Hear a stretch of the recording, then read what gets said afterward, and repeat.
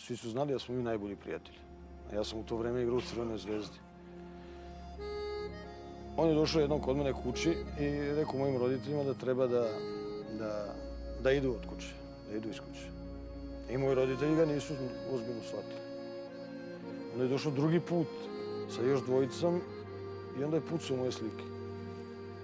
Moja keva imala slike od osvajanja kupa šampiona sa peharom, onda je pucao moje slike. Kako ste se osjećali kad su vam to rekli? Slušajte, i onda moji roditelji su vidi da tu nema šale i onda su pobegli. I onda je on srušio kući.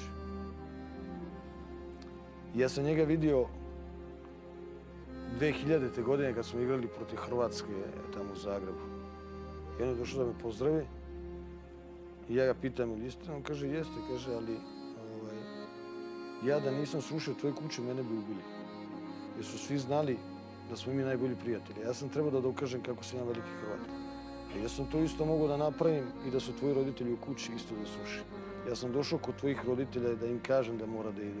Oni to nisu ozbiljno shvatili. Onda sam morao da dođem u kuću, da pucam u slike, da bi se oni uplašili, da bi morali da pobegnu, jer ja sam tvoju kuću morao da srušim. A morao sam da nađem neki način i da oni pobegnu iz te kuće, jer da ja ne srušim tu kuću, mene bi ubili. Znači, kuća će da se izgradi, a roditelji su u suštini ostali živi. Da, ja mislim da je tako bilo. Nema razloga da me laže. I oprostili ste? Oprostili ste? Pa on je u suštini spasio život mojim roditeljima isto. Bez obzira što je srušio moju kuću, ali spasio život sebi i spasio život mojim roditeljima.